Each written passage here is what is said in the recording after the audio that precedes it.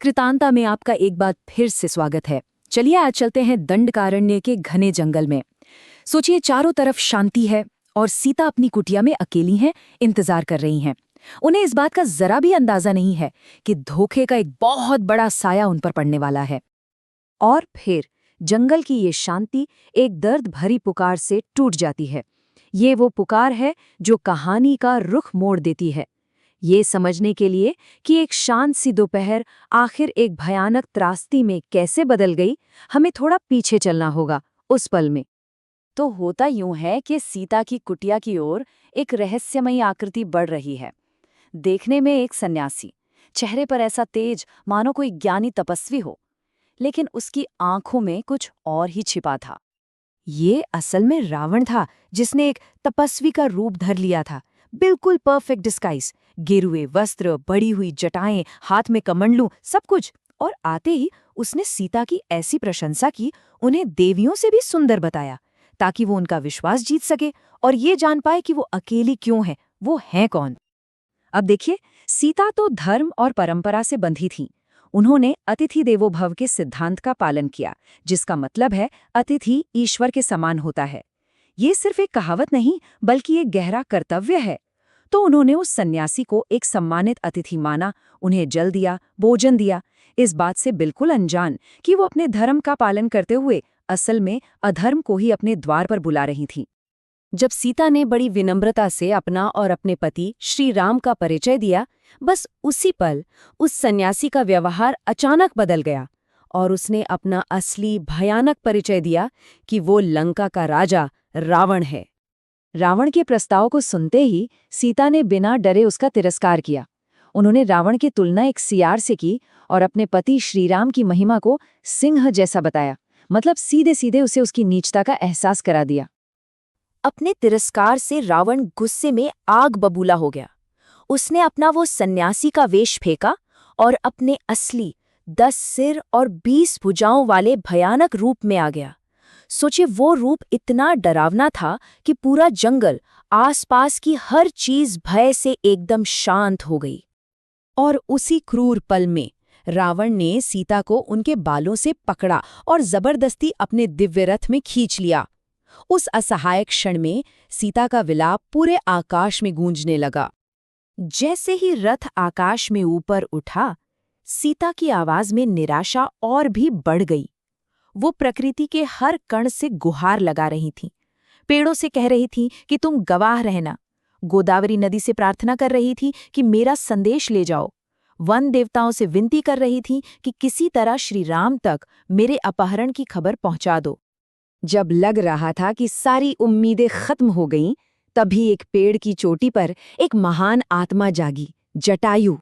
वो सिर्फ गिद्धों के राजा नहीं थे, बल्कि श्री राम के पिता महाराज दशरथ के बहुत पुराने मित्र थे। एक ऐसे प्राचीन और सम्मानित वंश के प्रतीक, जिन्होंने दशरथ को वचन दिया था कि वो उनके बेटों की रक्षा करेंगे। तो सवाल ये उठता है कि क्या कोई रावण को रोक पाएगा? और जवाब था हाँ। जटायु पहले और एकमात्र ऐसे वीर थे जो उस अपहरणकर्ता और असहाय सीता के बीच में आकर खड़े हो गए। और क्या ही भयंकर युद्ध हुआ वो आसमान में। जटायु ने रावण के रथ पर एक के बाद एक विनाशकारी हमला किया। एक ही झपट्टे में अपने शक्तिशाली पंजों से रावण का धनुष तोड़कर टुकड़े टुकड़े कर दिया। फिर अपनी नुकीली चोंच और पंखों की मार से उसके दिव्य रथ को चकनाचूर कर दिया। रावण के राक्षसी घोड़े और सारथी भी उनके क्रोध से नहीं बच सके और देखते ही देखते 10 सिर वाला अहंकारी राजा अपने टूटे रथ के साथ जमीन पर आ गिरा। अपनी इतनी ज्यादा उम्र के बावजूद जटायु ने जिस साहस से युद्ध किया, वो अविश्वसनीय था। ये सिर्फ एक लड़ाई नहीं थी, ये धर्म की रक्षा थी। एक असहाय स्त्री के सम्मान के लिए, अपने दोस्त को दिए वचन के लिए और न्याय के लिए वो अपनी आखिरी सांस तक लड़े। लेकिन वो 10 सिर वाला राक्षस राजा क्रूर और बहुत शक्तिशाली था। और फिर युद्ध का वो सबसे दुखद पल आया, जब रावण छल और बल से जटायु को नहीं रोक पाया, तो क्रोध में अंधे होकर उसने अपनी चंद्रहास तलवार निकाली और क्रूरता से उस महान पक्षी के पंख काट दिए। एक पल के लिए जैसे आकाश मौन हो गया और धर्म का वो रक्षक बुरी तरह घायल होकर पृथ्वी पर आ गिरा। ये सिर्फ एक पक्षी का गिरना नहीं था, ये एक युग का अंत था। जटायु 60,000 वर्ष के थे। जरा सोचिए, 60,000 साल। उन्होंने ना जाने कितने युगों को बदलते देखा था। वो ज्ञान और धर्म के चलते फिरते प्रतीक थे। उनके गिरने के साथ सिर्फ एक शरीर नहीं गिरा, बल्कि एक प्राचीन वंश का गौरव, एक मित्र का वचन और धर्म के प्रति वो अटूट निष्ठा भी धरती पर आ गिरी, जिसने मौत को सामने देखकर भी अपना कर्तव्य नहीं छोड़ा।